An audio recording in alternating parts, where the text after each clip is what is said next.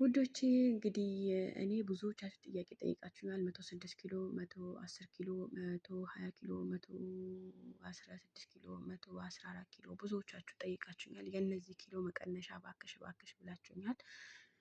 ሰላም አለይኩም ወራህመቱላሂ ወበረካቱ። ቪዲዮ እስኪ በላይክ ጀምሩት። ላይክ የለም ወላሂ ላይክ የለም። እይታ እያለው ግን ላይክ ዜሮ ነው የሆነብኝ ያለው እና ላይክ አድርጉ ውዶች። ላይክ የምትወዱት ከሆነ ላይክ እኔ ከጠቀመኝ እናንተ ካልጎዳችሁ ምን ችግር አለው? ላይክ ብታደርጉልኝ እኔ ማሮች እኔ እንጃ ምን እንደሚጎልባቸው ራሱ እኮ አላውቅም። እና ውዶችዬ ወደ ጭቅጭቁን ይቅርብኝና አዲስ ለምትመጡ አህለን ወሳህለን ወመርሐባን ሰብስክራይብ ማድረግ እና የደወላል ምልክት መጫን እንዳይረሱ። ለምን እኔ የምለቀው ቪዲዮ ቶሎ ቶሎ እንዲደርሳችሁ ማለት ነው። ለነባሮቹ ደግሞ ላይክ ሸር ኮሜንት አድርጉልኝ እና በቀጣይ ቪዲዮ ምን እንደምሰራ ንገሩኝ። ለሁላችሁም ጥያቄ መልስ እመልሳለሁ ማለት ነው። የዛሬ ቪዲዮ የሚሆነው አብዛኞቻቸው ከመቶ በላይ ላሉ እህቶቼ ነው መመክረው ማለት ነው። ምክርትን ይዤ የመጣሁት እንደዛ ነው የሚያሳብቀው ማለት ነው። አሁን ብዙዎቻችሁ እየጠየቃችሁኝ ነው ያላችሁ ከመቶ በላይ ኪሎ ላለን እህቶቼ ምን አለች ትሉኛላችሁ። አንደኛ ነገር በቀን አንዴ መመገብ ነው የምመክራችሁ። ይህን ውዕድ ሳትጠቀሙ በፊት በቀን አንዴ መመገብ ነው ያለባችሁ። እኔ ማለት ነው አሁን የፈለግኩት ያክል 200 ኪሎ 300 ኪሎ ለምን 150 ኪሎ አልወጣም። በነገራችን ላይ ምግቤ በቀን አንዴ ካራኩኝ በቃ በጣም ነው የምቀንሰው። በጣም ከምነግራችሁ በላይ እኔ ነግራችኋለሁ ራሴ በሰሞኑ ስለሚያዙረኝ ምግብ መብላት ጀምሬያለሁ። እንደውም ፊቴ መመለስ ጀምረዋል ብያችሁ ነበር እንጂ በሰሞኑ ይሄን ለማጥንቴ ድረስ ወጥቶ ነበረ ፊቴ ማለት ነው። ያ ስለሆነ ምግብ መብላት ስለጀመርኩኝ ነው። እናንተ ግን ከመቶ ኪሎ በላይ ላላችሁ እህቶቼ እኔ የምመክራችሁ ነገር መጀመሪያ ላይ ምግባችሁን አስተካክሉ። ምግባችሁ ካስተካከላችሁ በኋላ ነው እናንተ እንትን ስፖርት መስራት ወይም የረጅም ነገር ወይም የመጠጥ ነገር እንደምነግራችሁ ማለት ነው። ስለዛ ነገር ግን እናንተ የምትስማሙ ከሆነ ከመቶ ኪሎ በላይ ላላችሁ እህቶቼ በቀን አንዴ መመገብ የምትፈልጉ ከሆነ የምትመገቡት ምግብ እነግራችኋለሁኝ። በጽሁፍ አስቀምጡልኝ ማለት ነው። በጽሁፍም እነግራችኋለሁ፣ ችግር የለውም። ሌላው ነገር ደግሞ ወደ ዛሬ ቪዲዮ ስመጣ እጅግ በጣም አሪፍ ነው። በቀላሉ ሁኔታ ቦርጫችንን እና ሰውነታችን ስብ ማቃጠል እጅግ በጣም ይረዳውናል። እኔ የምሰራው ነገር ቪዲዮ ከጠቀማችሁ በላይክ እንጀምረው ማለት ነው። እዚህ ጋር ዝንጅብል አለኝ። እዚህ ጋር ደግሞ ቀረፋ አለኝ። ቀረፋ ነው ግርፋ ነው የሚባለው አላውቅም። እዚህ ጋር ደግሞ ሎሚ አለኝ። ሎሚውን ገሽሬ ቆራርጬ አንተከትከዋለሁ። ውሃ ይሄም ጨምረዋለሁ። ይሄ ፈቀፍቀዋለሁ። አብሬ አንተከትከዋለሁ ማለት ነው። አብሬ ካንተከተኩት በኋላ መጨረሻ ምን አደርግበታለሁ? ሳወርደው ካወረኩት በኋላ ማንኪያ በምጠጣበት ኩባያ ላይ ካረኩት በኋላ ምን አደርገዋለሁ? በማንኪያ ቡና አስገባበታለሁ ማለት ነው። በባዶ ሆዳችሁ ጠዋት ማታ ብጠጡት እጅግ በጣም አሪፍ ነው። ነገር ግን ማታ የማይጠጣበት ምክንያት ለምን እንደሆነ ታውቃላችሁ? እንቅልፍ ይከለክላል። በጣም እንቅልፍ ስለሚከለክል ጠዋት ጠዋት ዘወትር ብትወስዱት ቢያንስ እጅግ በጣም ለውጥ ታገኙበታላችሁ። ነገር ግን ኔስካፌ መሆን ያለበት በትንሹ ማንኪያ ነው መሆን ያለበት። ምክንያቱም እንዳይበዛና በስቶ ደግሞ እንትን እንዳይላችሁ ጨጓራችሁ ምናምን እንዳይነካችሁ ማለት ነው። እና ለጨጓራ እንዳያጋልጣችሁ ማድረግ ያለባችሁ ነገር ነግሬያችኋለሁ። በስነ ስርዓት አድርጉት። እና ደግሞ ጠዋት ብቻ ነው መጠጣት ያለባችሁ። ጠዋት ብቻ ስትጠጡት ደግሞ ለበለጠ የስብ ማቃጠል ስሜት አለው ማለት ነው። ሌላው ነገር ደግሞ የምትበሉት ምግብ ደግሞ ያው አብዛኛው ጊዜ ሰርቼላችኋለሁ። ይሄን ቡና ከጠጣችሁት በኋላ የምትመገቡት ምግብ ማለት ነው። ቡና ከጠጣችሁ በኋላ የምትመገቡት ምግብ ይሄ ፏ ከነገር መሆን አለበት እና ፏ ከነገር የማታገኙበት ቤት ከሆነ ጥቁር ክቡዝ ብትመገቡ አማራጭ ነው። ወይም የተቀቀለ እንቁላል ብትመገቡ አማራጭ ነው።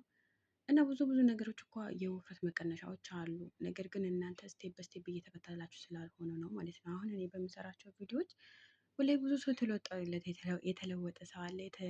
በጣም መጥቶ ያመሰገነኝ ሰው አለ። ብቻ ምን ልበላችሁ ይሄን ማለት ራሱ ይከብዳል። ለምን በጣም ብዙ ሰዎች ብዙ ልጆች መጥተው ያመሰገኑኝ ያሉ ማለት ነው። እናንተ አሁን ማድረግ ያለባችሁ ከመቶ በላይ ላላችሁ እህቶቼ እኔ ይሄ ልምከራችሁ። በቀን አንዴ መመገብ አለባችሁ። እናንተ በቀን አንዴ ወይም መክሰስ ወይም ምሳ ወይም ቁርስ በሶስቱ አንዱ መመገብ አለባችሁ። በተለይ እራት መመገብ የለባችሁም። እና ደግሞ ይሄ ሩዝ፣ ፓስታ፣ መኮሮኒ፣ ዳቦ፣ ነጭ ዳቦ፣ በርገር፣ ዘይት የበዛበት ስጋ፣ እንደገና ጥብስ ይሄ አለ ችክ ብሎ የሚመጣ ጥብስ እንደገና ብዙ ብዙ ቅቤ የበዛበት ነገር ብቻ እናንተ ኢትዮጵያዊ ከሆናችሁ እንጀራ ብትመገቡ አያዲ ነው። ነገር ግን እንጀራው ራሱ ባታበዙ ተመራጭ ነው ማለት ነው። በተለይ ቀይ እንጀራ ብታገኙ በጣም ለደማችሁ ይተካላችኋል። ደም ይተካል። በነገራችን ላይ ለምን መስላችሁ? አሁን ምሳሌ እናንተ ደሙ ሲቀንስባችሁ ያ ደግሞ ደም ይተካላችኋል እንጀራው ማለት ነው። ቀይ ስር፣ የተለያዩ ነገሮች አሉ። ካሮት፣ ሰላጣ ነገሮች፣ ብሎክሪ ምን ልበላችሁ በቃ የውፍረት አቀጣጠን ወይም የውፍረት አከሳስ በጣም ቀላል ስቴፕ የሆነ ነገር ነው። ነገር ግን እናንተ ቆርጣችሁ ከተነሳችሁበት ብቻ ነው። እዚህ ጋር ስኳር ማቆም አለባችሁ። ሻሂ በስኳር ይሄ ሻሂ በቃ በተለያየ ከረክ የሚባለው ሻሂ፣ ወተት በነገራችን ላይ ወይኔ የሚያወፍሩ ነገሮች እኮ እጅግ በጣም ቀላል ነው። ልወፍር ካላችሁ አንድ ወር ራሱ እንትን አይፈጅባችም ማለት ነው። ለመወፈር የምትፈልጉ ከሆነ በጣም ቀላል ስቴፕ የሆነ ነገር ነው ለመወፈር ማለት ነው። ስለዛ እናንተን ለመግዛት የምታስቡ ከሆነ መጀመሪያ ላይ ማሰብ ያለባችሁ ምግባችሁ ነው። ምግባችሁ ፎከስ አድርጉ። ምግባችሁ ፎከስ ካልደረጋችሁ ምግባችሁ ላይ የፈለጋችሁት ነገር ስፖርት ብትሰሩ፣ የፈለጋችሁት ከሙን ብትጠጡ፣ የፈለጋችሁት ኔስካፌ ብትጠጡ በጣም በቃ ምን ልበላችሁ እንዲያውም ኪሎአችሁ እየጨመረ ነው እንጂ እየቀነሰ አይመጣም ማለት ነው። በዚሁ አጋጣሚ እና ደግሞ መጠቀም ያለባችሁ እና መጠቀም የሌለባችሁ ነገር እወቁ በራሳችሁ መጀመሪያ ላይ ማለት ነው። እኔ እዚህ ጋር መጥቼ የምዳረቀው ከእናንተ ጋር ወይም ከፍሎኝ ወይም ከፍላችሁኝ አይደለም። ገብቷችኋል?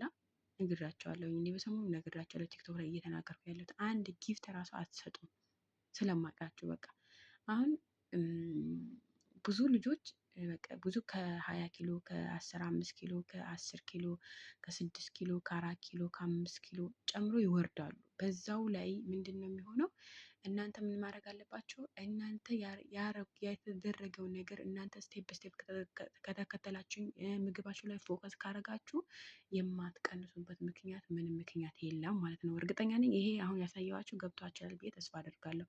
መቼም አልገባኝም ብላችሁ እንትን እንዳትሉ ተስፋ አደርጋለሁ። ሌላው ነገር ደግሞ ጨጓራ ዜዱ ምናምን እንዳላችሁ ብዙዎቻችሁ ጥያቄ አለ።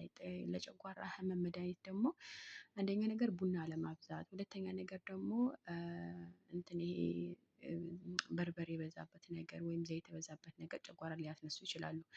ነገር ግን ይሄ ከሙኑ አያስነሳም። ነገር ግን ከሙኑ እንትን ኔስካፌ በሎሚ ዘወትር የምትጠቀሙ ከሆነ ቢያንስ ዘወትር በቃ አሁን እኔ የምፈቅደው ለ15 ቀን ነው። በየቀኑ ለ15 ቀን በባዶ ሆዳችሁ ብትጠጡት እጅግ በጣም በቃ ምን ልበላችሁ የሚገርም ለውጥ ነው የምታገኙት። ግን በዛውም ልክ ላይ እናንተ ጠዋት ማታ የምትጠቀሙት ከሆነ ቡናው እናንተ ጋር አደጋ ሊያመጣ ይችላል ማለት ነው። አደጋ ሊያስከትልባችሁ ይችላል። ያ ኦልሬዲ ምንድነው የሚሆንባችሁ? የጨጓራ ህመም ተጋላጭ ትሆናላችሁ ማለት ነው በቀላሉ መስፈር እና ደግሞ እናንተ ማድረግ ያለባችሁ በቀን አንዴ መጠቀም አንደኛ፣ ሁለተኛ ነገር ደግሞ ቡናው ወይም እንትን ቡናው ስትጠቀሙ ከጠዋት ከተጠቀማችሁት ምንድነው የተመጣጠነ ምግብ በእንትን በቫይታሚን ኤ በቫይታሚን ሲ በቫይታሚን ዲ እንትን የተባለው መመገብ አለባችሁ። ገብቷችኋል? ፏ ከነገር ሊሆን ይችላል። ሰላጣ ሊሆን ነገር ይችላል። ካሮት፣ ጀዛር፣ ካሮት እንትን ይሄ ትፋህ ዳር፣ ሙዝ የተለያየ ነገር አለ። በነገራችን ላይ ፏ ከማለት በቃ ይሄን በነገራችን ላይ እንትን ቡና ከጠጣን በኋላ ምንም አይነት የምግብ ፍላጎት አይኖረንም። ለምን? ከሎሚ ጋር የሆነ የሚጫወተው ጨዋታ አለ እና እኔ በነገራችን ላይ አሁን ኔስካፌ በሎሚ የምጠጣበት ሰዓት ምግብ አያስፈልገኝም። ብውል ባድር ትዝ አይለኝም። ግን በመሀል ማታ ላይ ስተኛ አካባቢ በጣም ይርበኛል። በቃ ይሄ ነው። እንደውም እኔ ብውል ባድር ኔስካፌ ከጠጣሁ በኋላ እንደዛው ነኝ። ከሙኑ ከጠጣሁ በኋላ እንደዛው ነኝ። የሆነ በቃ አያስርብም። ያኔ ራብ የለም። እና ደግሞ ዋናው ነገር ርቧችሁ የምትበሉ ከሆነ የውፍረታችሁ ምንጭ አንደኛው ነው። ውፍረት ከምን ይከሰታል? ብዙ ነገሮች አሉ። ከመብላት ሊሆን ይችላል፣ ከማሰብ ሊሆን ይችላል፣ ከሀገር አየር ሊሆን ይችላል። እንደገና አሁን ርቧችሁ ስትበሉ ሊሆን ይችላል። በቃ ብዙ ነገሮች የውፍረት መከሰቻዎት እድሉ በጣም ሰፊ ነው ማለት ነው። ስለዛ እናንተ ማድረግ ያለባችሁ ነገር በአንደኝነት ደረጃ ምግባችሁ ማስተካከል፣ በሁለተኛነት ደረጃ ይሄን በምትጠጡበት ወቅት በቫይታሚን ኤ እና በቫይታሚን ዲ በቫይታሚን ሲ የተሞላ መሆን አለበት ማለት ነው። ምንድነው መጠቀም አለብን የምትሉኝ ከሆነ ችግር የለውም። የምግቡን አይነት በጽሁፍም ሆነ በእንትንም አስቀምጥላችኋለሁ። የምትስማሙ ከሆነ ኮሜንት ስር አስቀምጭልን በሉ። የምትመገቡት ምግቦች በዝርዝር እነግራቸዋለሁ ማለት ነው። ሌላኛው ነገር ደግሞ አብዛኞቻችሁ ጥያቄ የምትጠይቁኝ ጠዋት ማታ ማታ ግዴታ ነው ወይ ከሙኑ ላላችሁኝ፣ እናንተ እንደፈለጋችሁ ነው አጠቃቀሙ ማለት ነው። እነግራቸዋለሁ መጀመሪያም ላይ እዚህ ጋር ስትጠቀሙ ውፍረት ይቀንሳለሁ ብላችሁ አምናችሁ እስከመጣችሁ ድረስ መጠቀም ነው ያለባችሁ ማለት ነው። ወይኔ ቪዲዮ ራሱ አላየሁትም አሁን ነው ያየሁት። እና ለማንኛውም መልካም ቀን ይሁንላችሁ። በጣም ነው የምወዳችሁ። ቪዲዮ የምትወዱ ከሆነ ላይክ፣ ሼር፣ ሰብስክራይብ፣ ኮፒ ሊንክ እና ደግሞ ለቤተሰብ ማጋራት አትርሱ። ለጓደኛሽ፣ ለወንድምሽ፣ ለእህትሽ ላኪላቸው። እወድሻለሁ።